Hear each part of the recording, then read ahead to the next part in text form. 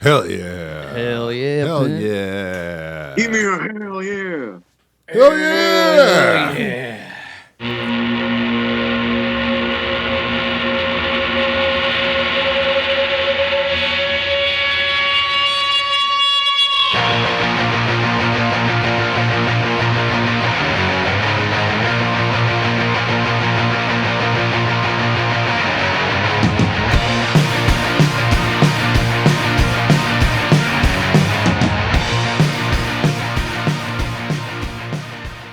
It's been a hell of a weekend coming fresh off of the NCAA championship game. We're out here in Lawrence, Kansas, baby. Oh, shit.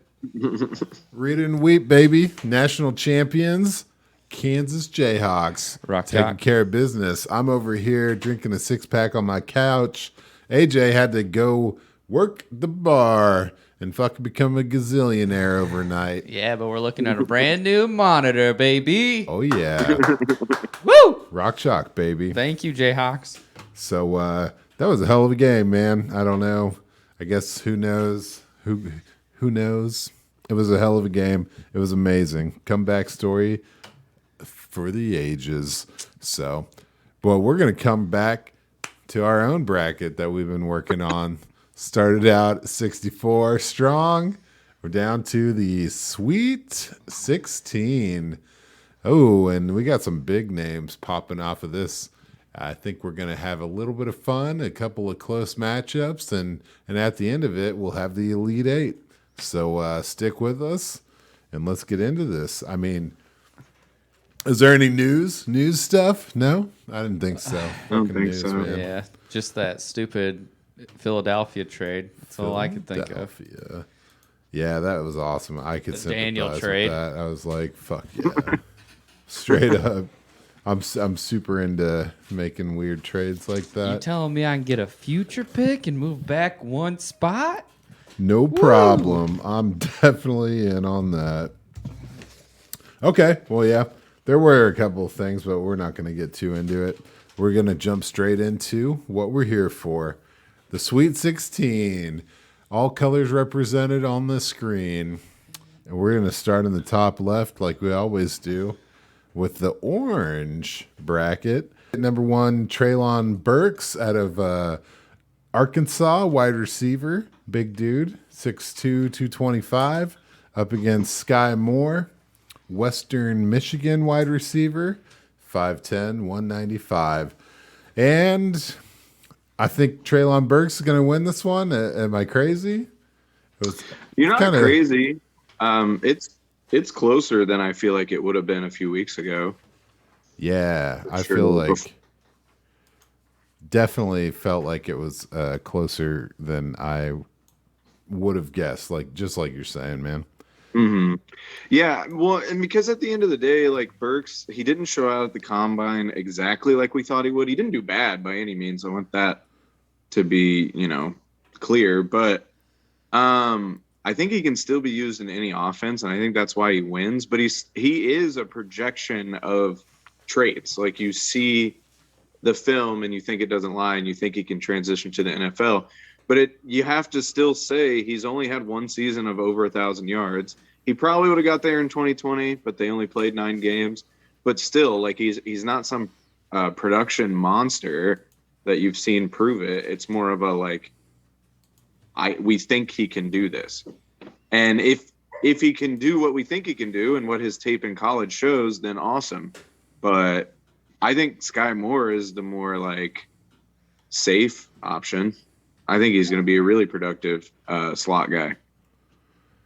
Hell yeah, man. I couldn't agree with you more. Skyy Moore is a guy that, like you're saying, I'm a lot more excited about him than I was.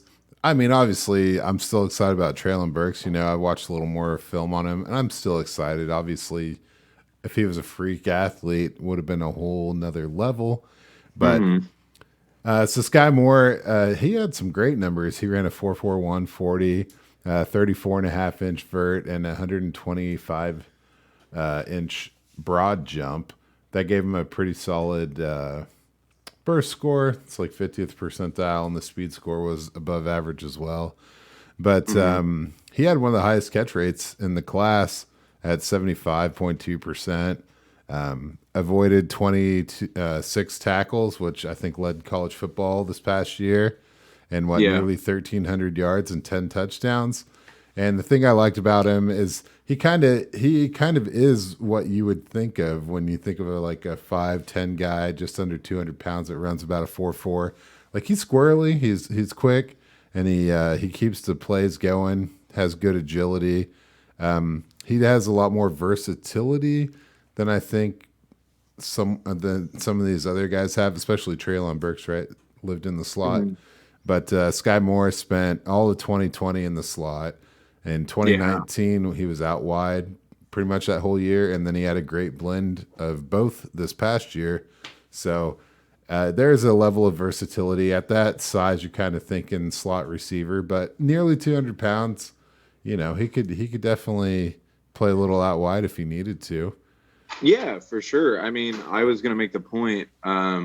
His size is kind of like a warning factor, but if you think about it, he's about the same size as Steve Smith. You just add 10 pounds, So, I mean, he doesn't play like Steve Smith. Like you said, he's squirrely. His elusiveness is crazy, and that's what I like about him. But I'm with you. Like, he doesn't have to just play in the slot.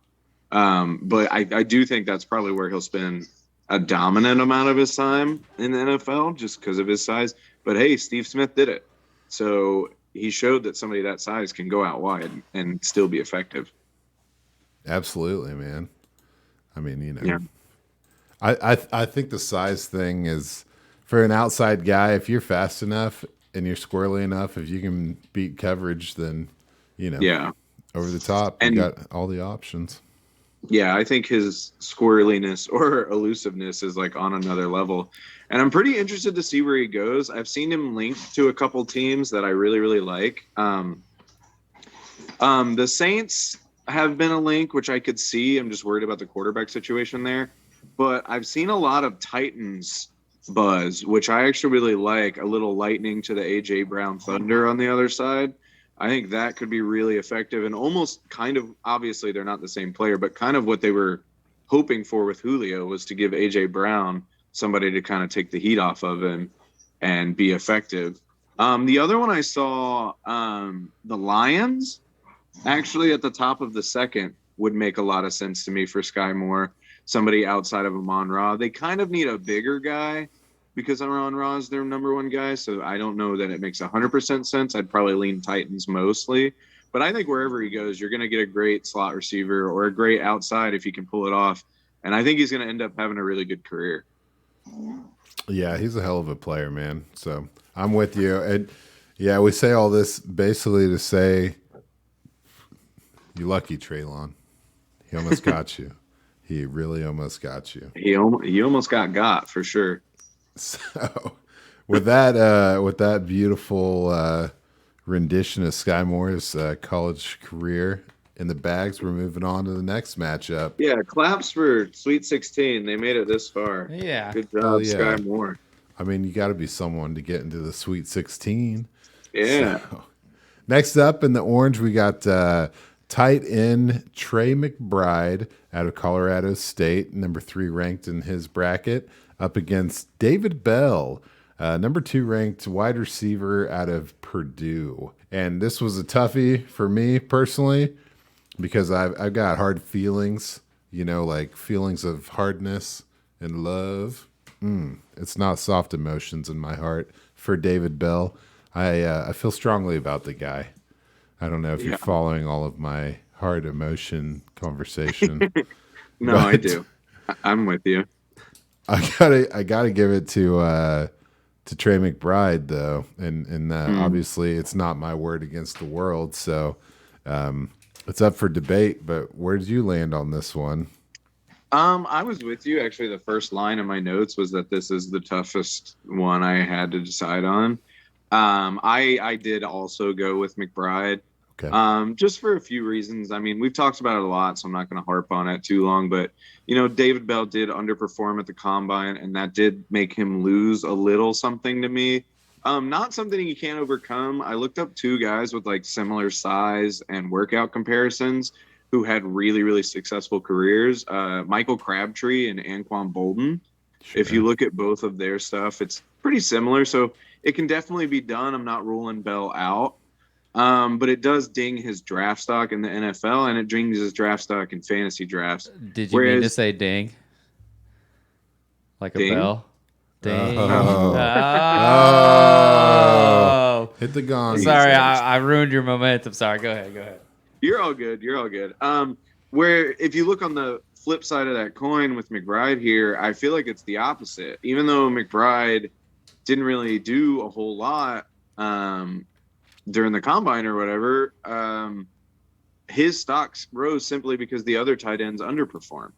And now, in my eyes at least, McBride is like the number one tight end. So I'm going to take a chance on the number one tight end over a receiver that underperformed. Does that make sense?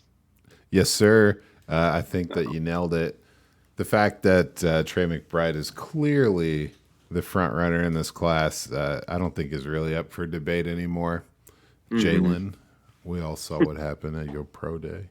So, David Bell, I was going to wear the. Oh, speaking of pro days, I was going to wear the ring the bell. Oh, go damn. Nope. All right, you take it. I interrupted. Just go for it. Okay, what I'm saying is of no addition to the conversation. So be prepared for your point. That should be great. I was going to wear my David Bell T-shirt, but then KU had to go and beat North Carolina's ass, and now I'm not wearing that. So I'll be ringing the bell eventually again. So. Yeah, which you should be. I do still think, man, I think he has a chance to be a great number two and end up having a pretty good career. It's just hard to like look past the underperforming. But speaking of pro days, I don't know if you guys saw, but Trey McBride did his, and while the times aren't official, we did hit apparently 40-yard dashes in the range of 4.53 to 6. So I think that even more elevates his stock. And also, I'm seeing a lot more interesting places linked to Trey McBride, which does have a lot to it.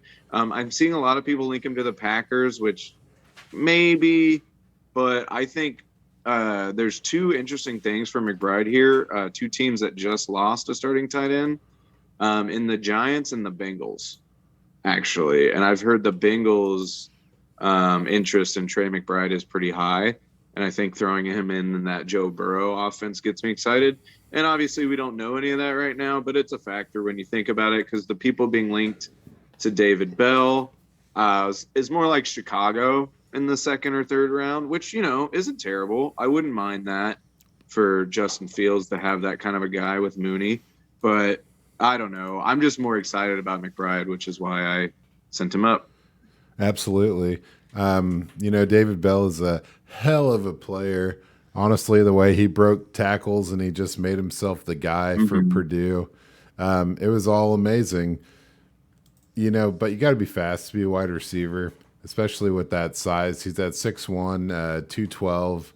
So you want to hit better than a 4.4, 640, 33-inch vert and a 118-inch on the broad jump. So not very explosive as an athlete, but as far as playing football, like this guy's he's a hell of a football player, and I think he's going to do what it takes to have success at the next level. But I don't think what he did to be successful in college has an automatic transfer straight up to the NFL. He's going to. That makes sense. The contested catches, the physicality that he brings, it's going to be matched and exceeded. So he's going to have to find a way to become successful. I don't think he's going to be like an alpha. You know, I liked his heart, right? It reminded me a little of Elijah Moore from last year. But Elijah Moore backed it up with his athleticism. So now I see David Bell as a guy who's probably going to take a little while to develop, maybe some big numbers, but not consistently. And that'd be cool, though. Chicago would be fine. That'd be nice. Yeah. I like what you're saying there. But I don't know. Did I say anything about David Bell there? I think I did. I mean, yeah, and we've talked about him quite a bit, so I don't want to beat the drum because I'm with you though. Like as far as the heart, that was the thing that jumped off the film to me, and that's why I kind of saw him as like, I don't know, Anquan Bolden is a great comparison to me. Like there was nothing like insanely special athletically about Bolden, but he just got the job done. He just did what he was supposed to do, and that's what I've always kind of seen him as. And that's why the draft or the combine didn't hit me too hard. But I think just the combination of the stock decline for Bell and the stock rise for McBride kind of sealed it there. Yeah. I'm with you. So, yeah, I guess we're going to have to just move on. Goodbye, Mr. Bell. We'll see you again in our rookie draft. If you want him, trade up ahead of me because I'm going for him. All right, next up, we got the green bracket. We're coming at you with the number 1 USC wide receiver, Drake London. And then he's up against the Arizona State running back, Rachaad White. I think we all have a soft spot for this dude by now, and it's too bad because Drake London's going to have to defeat him in my book. Oh, yeah. Yeah, it's not particularly close. No, not even. Yeah, Drake London, man. What could have been if he hadn't had the ankle injury? Really could have been badass. What's the news? That pro day news for London? Got delayed. Had a minor hamstring injury. It's April 15th will be his new pro day. I guess that makes sense. Put it off if you're hurt at all. Like, I'm not trying to show off today.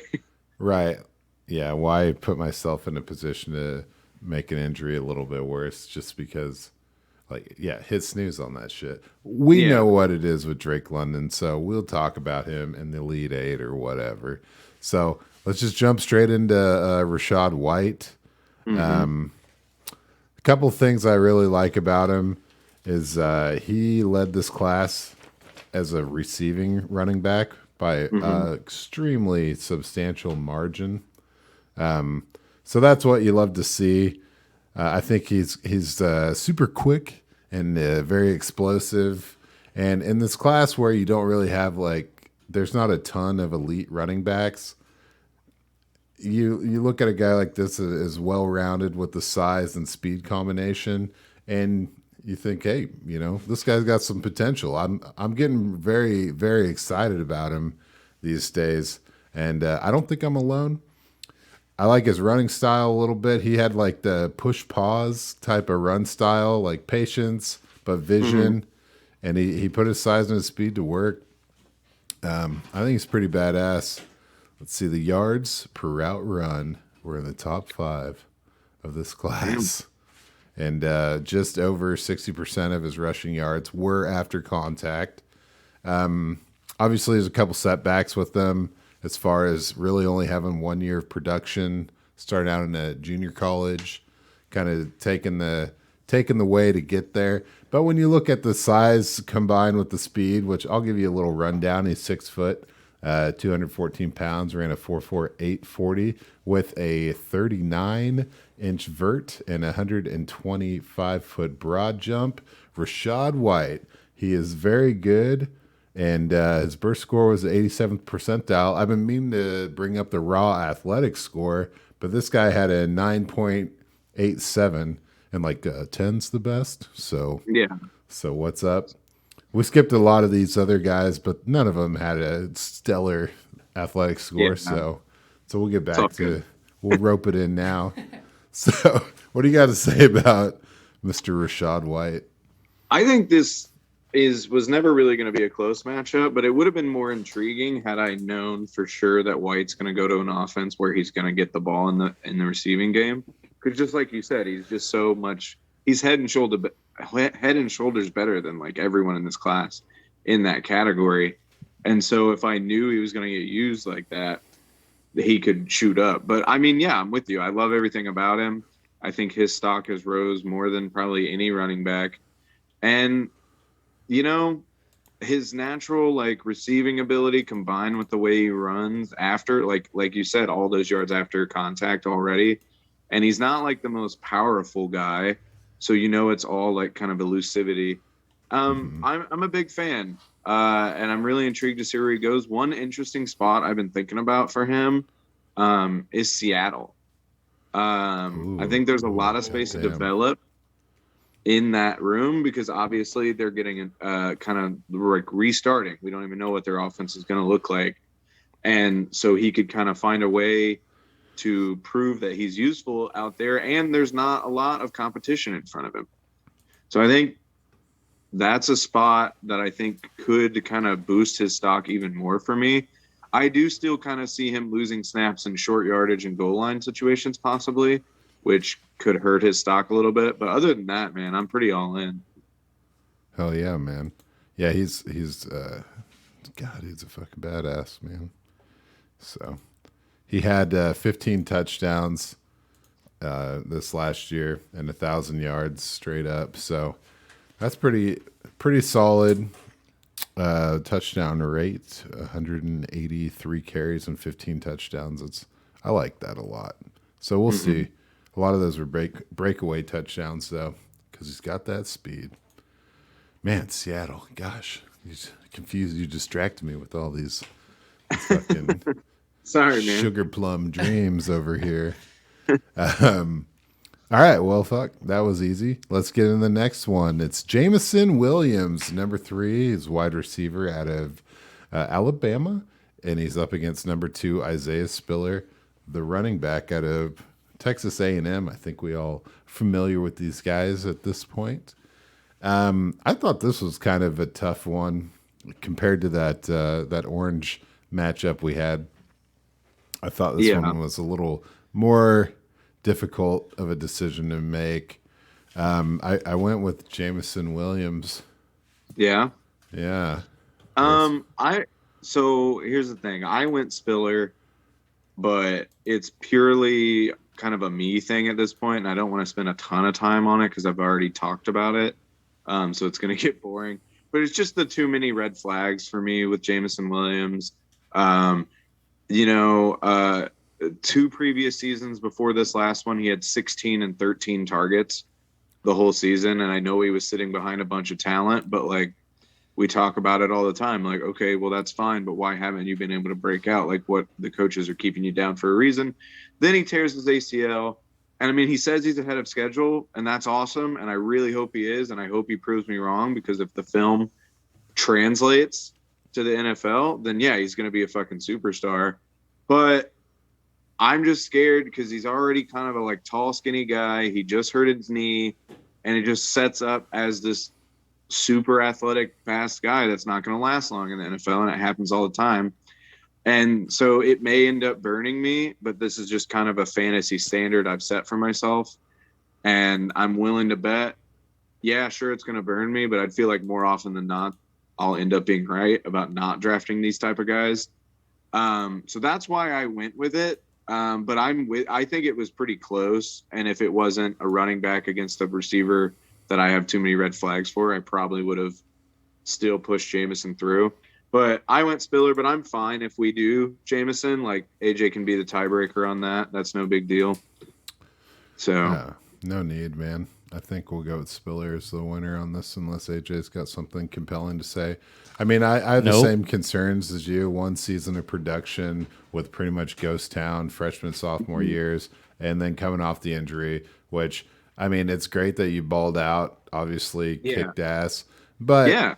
If that was your only year and you ended that year by, not being able to play football for X number of months, like, how are you going to carry that momentum that didn't seem like it was your brand? It seemed like it was something you would just, gotten off the ground. So I'll give you that all the way. It sucks when you're going to have to wear a Jameson Williams Packers jersey when they take him in the first round. That's going to fuck you up. That's going to hurt you. Started on that. It doesn't make any sense. I don't understand it. Like, okay, so receiver is clearly our most important need at this point, and you want to draft a guy that may not even be able to play? Like, that doesn't make any sense to me. We do need speed, so from that angle, it makes sense. I actually like a landing spot who lost in the Tyreek Hill sweepstakes with the Jets, because I think they can afford to kind of take on a guy who may not play because they have Corey Davis, they have Elijah Moore. They can still run an efficient offense. And then once Jameson Williams does come in, he does give them that over-the-top speed that offense kind of needs, as long as Wilson can get him the ball. I don't know. I think that makes more sense than Green Bay. I mean, I'd be stoked. I'd just be scared that everything I've thought about him is going to end up being true. So, well, I mean, I don't want to make you have nightmares at the moment, right? I want you to enjoy life. I don't know that drafting Jameson Williams would give me nightmares, but whatever, dude. I was here when you guys drafted Eric Stokes. You know what I mean? Yeah, well, clearly I don't have any idea what I'm talking about because he was sick. Yeah, man, he was pretty good. He definitely should have gotten the first round. Yeah. Hell yeah. All right. Well, cool, man. Well, close the green bracket with the little Green Bay conversation, and let's move on to the Blue Bay. Well, let me let do my thing, man. Look who's awake. I'm awake. You're looking like Remy Martin in the second half over here. Hell yeah. Hell yeah. Rock Jock Jayhawk, Skull KU. All right. So for the orange bracket, the winners onto the Elite Eight, we got Treylon Burks versus tight end from Colorado State, Trey McBride. And then down to the green bracket, we have Drake London beating out Rachaad White and Isaiah Spiller over either Green Bay or Kansas City Chiefs, Jameson Williams. Thought he was going to the Jets. Nah, y'all can fight over your Jameson Williams jerseys. That's okay. Never mind. All right, well, we're in the blue zone now. Things are going to be chill here in the blue area. We're going to start it off with number 1, Breece Hall. Iowa State running back. He's up against George Pickens, the number 4th ranked in this bracket, wide receiver out of Georgia. Breece Hall, obviously, gets a W here. For sure. He's probably going to win the tournament. So, yeah. Is he a Jayhawk? He's Big 12? That is Big 12. He Big 12? Yeah, we just hired an Iowa State alum, new director of my department, so that's cool. It doesn't really matter. Here we go. So, George Pickens, dude. I was watching his film, and this dude is awesome. I think he's amazing. He's good. He's really he really looked great from where I was sitting. I just thought, he made good plays on the ball, right? Start, stop, good hands. I thought his technique at the line was crisp. He had really good digs. Just like kind of looked like he was toying with people out there. Mm-hmm. I will say a lot of his success came from a sense for like open spots on the field. Like he would kind of just meander.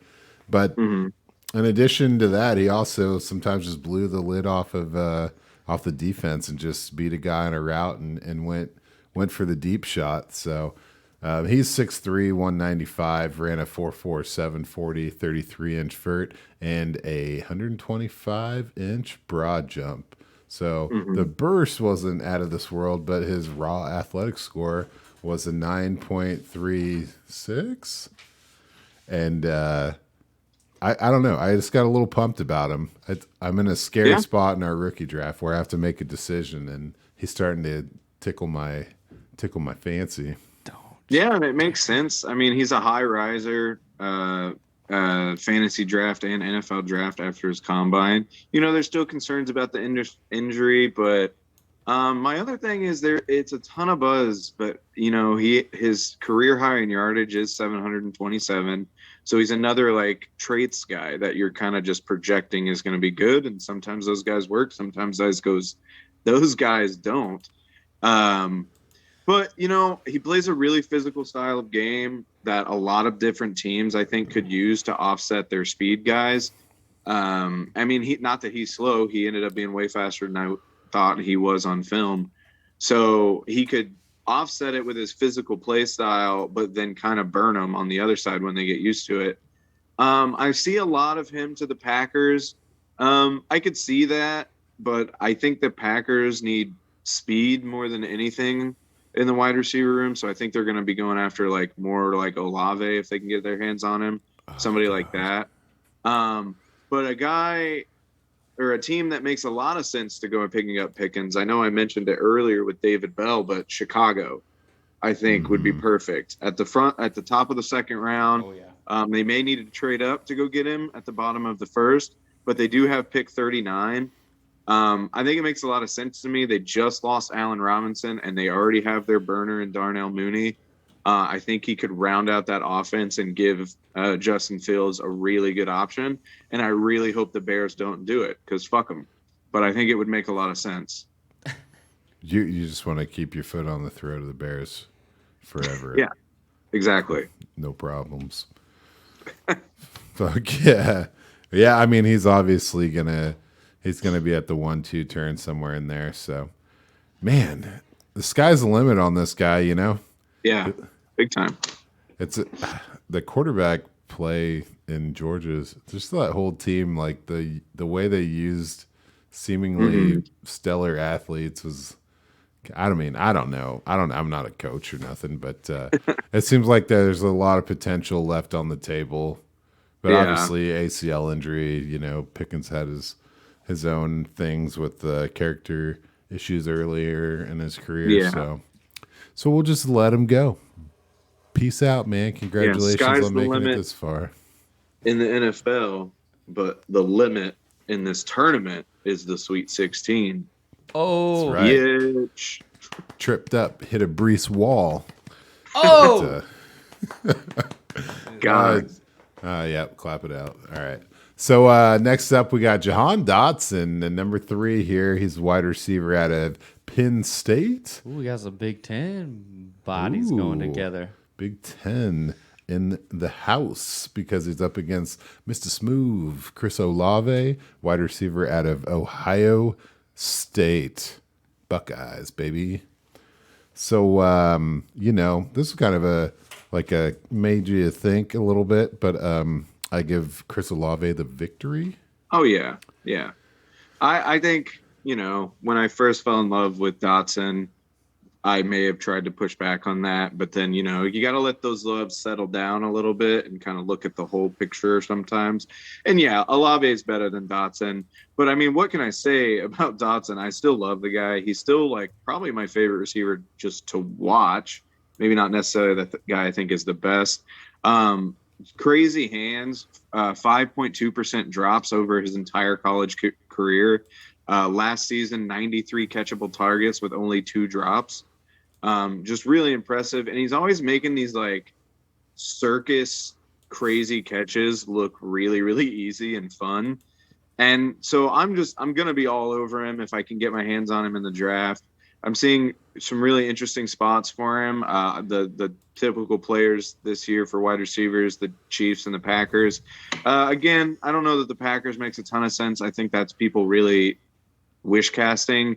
We have Cobb and Amari Rodgers, and Dotson kind of fits into that slot role. So it doesn't really make a ton of sense. I'd buy the jersey immediately if it happened, but I just don't know. But the Titans actually makes a lot of sense to me. Kind of like the Skyy Moore thing we talked about earlier. It's like another guy to add to that offense opposite A.J. Brown and give Ryan Tannehill some more weapons. Wherever he goes, though, I think he's going to become a fan favorite really, really quick and instant producer. So I'm sad to see him go, but yeah, Olave takes this. Yeah, man. I mean, Olave is the man, so too bad he's got to go up against Breece in the next one. But Jahan, like you said, man, he catches everything, and he it was fun to watch. He stays busy. He keeps plays alive. He's kind of the safety valve for that Penn State offense.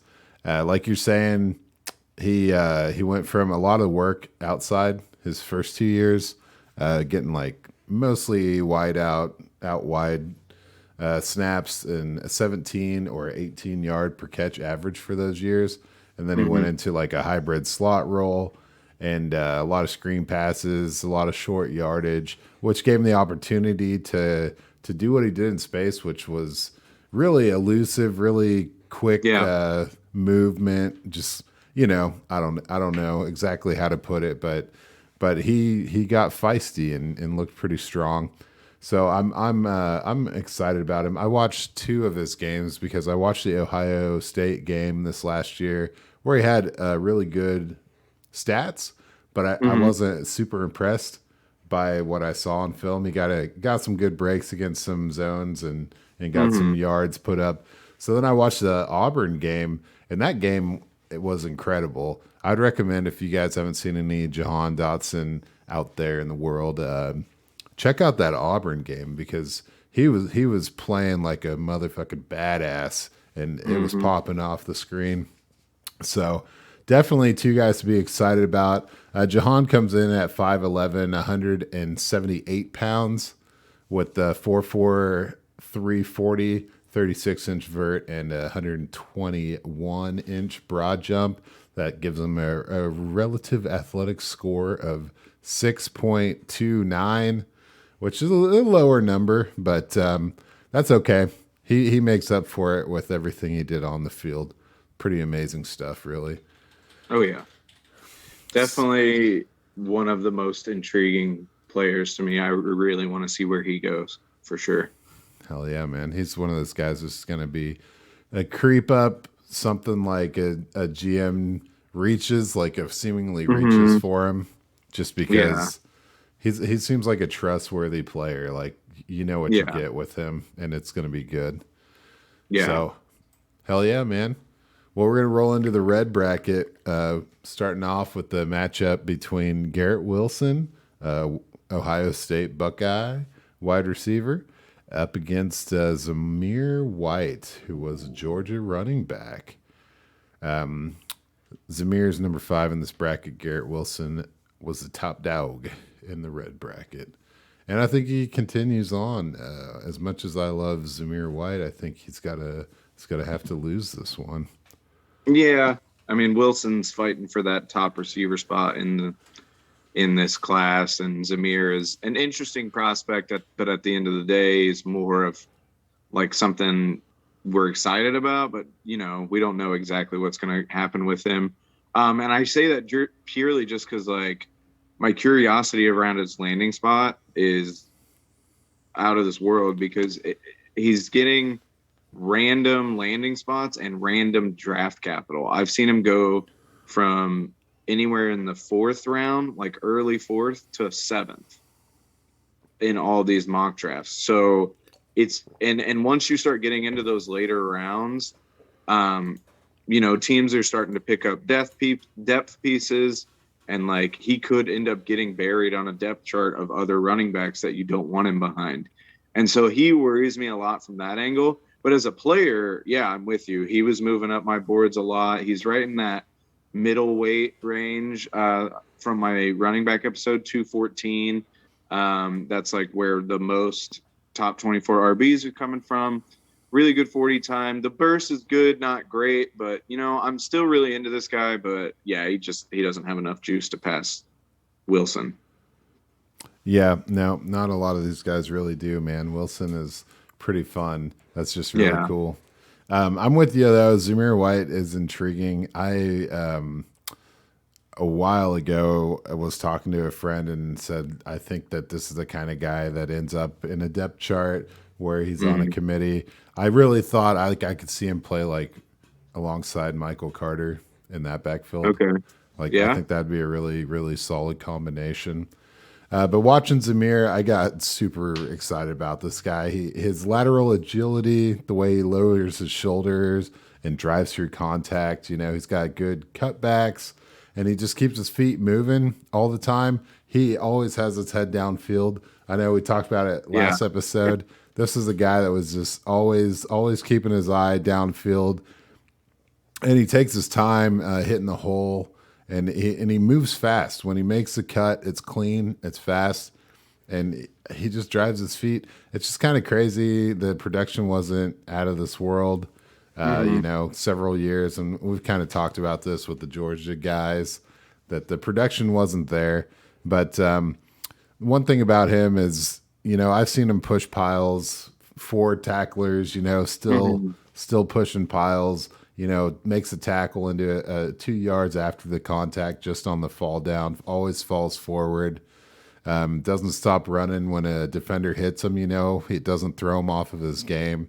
And he did hit that 4.4 40 at 214 pounds, like you're saying. So, yeah.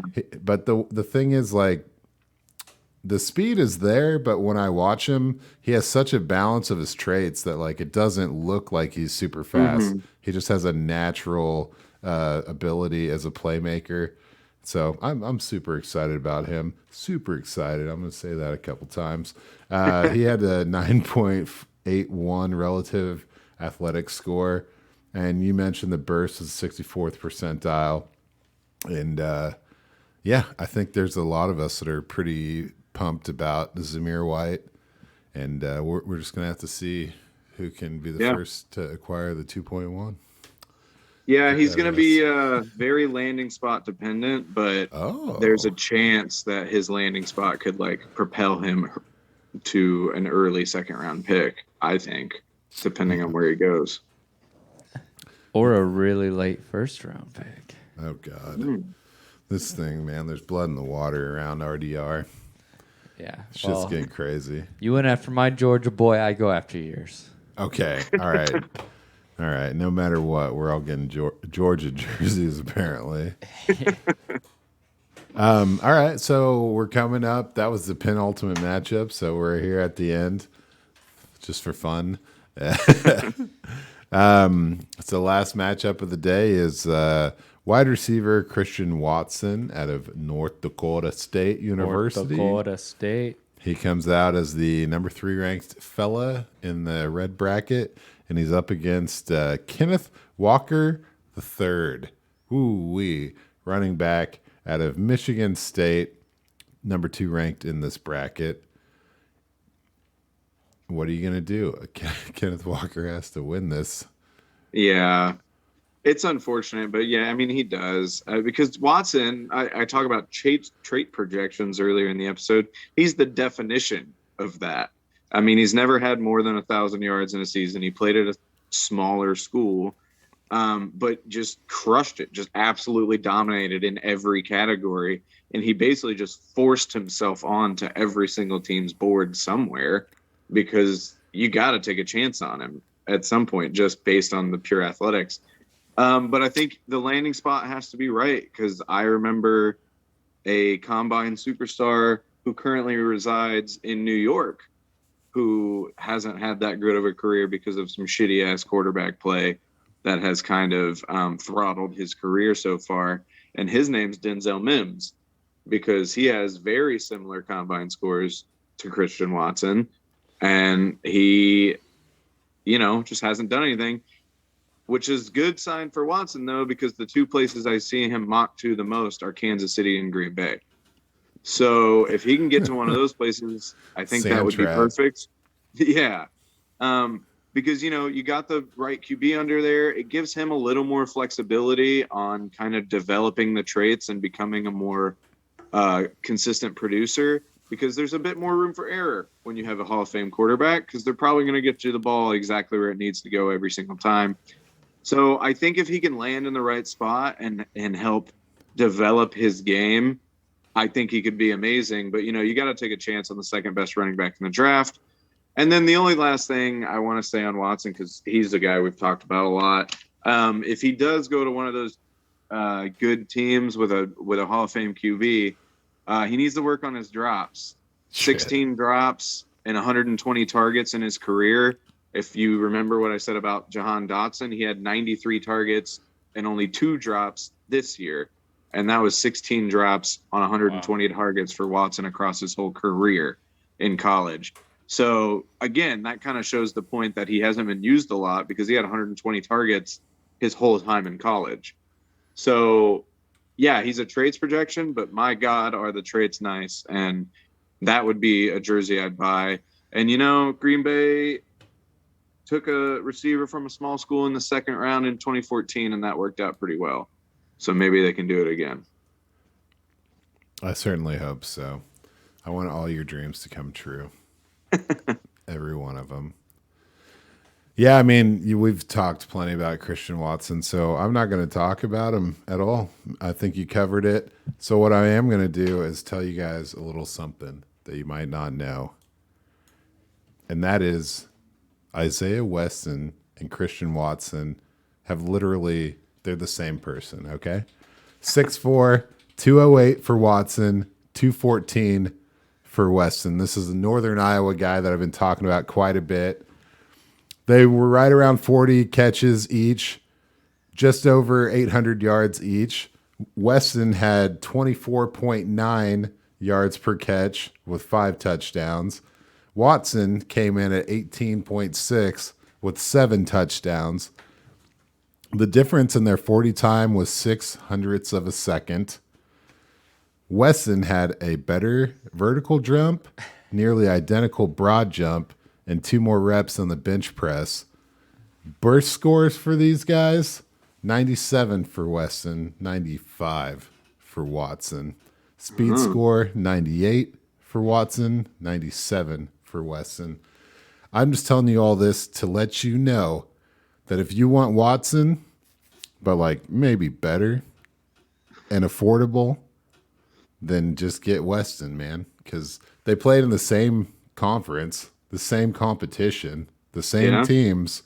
They had the same level of production their freshman and junior years, except for Weston had an injury that accounted for some of his limited. One thing you will see is yards per route run. Weston was actually on the field pretty much every play, whereas Watson wasn't on the field as consistently. So he gets a bump there. But these guys are eerily similar, and it's kind of crazy that Isaiah Weston's getting slept on, and Christian Watson's over here. Just because one ran a 4.36 and the other ran a 4.42. These are both 6'4" guys over 200 pounds. They're both big, they're both fast, and they both profile is very similar. Except Isaiah Weston won deep threat over the top. Christian Watson did a lot with the ball in his hands after the catch. So that's all I got to say, I don't know why, but I had to throw a 17th player in the mix.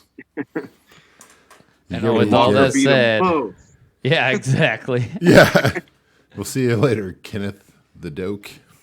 So I guess we'll round it out here, man. The blue bracket, Breece Hall versus George Pickens. The 1 versus the 4. Breece Hall moves along. Jahan Dotson versus Chris Olave. Chris Olave moves on to the Elite 8.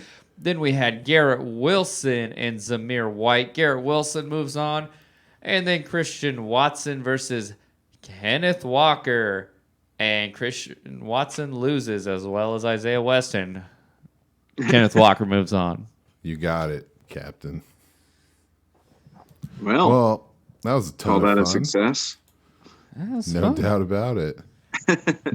Now we can all sleep until next week, when we round out the Elite 8, the Final 4, and the championship all in one run. I'm gonna sleep like the league sleeping on Isaiah Weston. That's right, man. That's good. That's smart. Smart to wake up and remember. Isaiah Weston. Isaiah Weston. Isaiah. All right, claps all around, guys. Yeah, everyone. Oh yeah, we forgot to start. We Yeah, missed a bunch of claps, so there you go. beautiful. This claps for us. Yeah. This claps for me. Well, I'd say that rounds out the Sweet 16. As you said, meet us back up here next week as we go into the Final 4 into the championship game or matchup. It ain't a game. This ain't game, son. This is life. It's chestnut checkers. It's... All right, Belichick. Straight up. Bella Chess. Bella checkers. Bella Chess. Well, hell yeah. Enjoy life. We'll catch you on the flip side. Kristen's last episode on the tablet, so bon voyage. Let's go. Rock Chalk. Rock chalk, baby. I don't have it on. I don't Take have that, Roy. affinity for KU, but Shout out to my boy Stone Cold Steve Austin for wrestling his first match in 19 years after being forced to retire. That was pretty fun. And this Pat weekend. McAfee, baby. Yeah. That was awesome. Yeah, that was awesome. That was crazy. It's cool to see that happen. Hey, Pat, let us know if you need if you want to extend the umbrella of the full brand, and we're happy to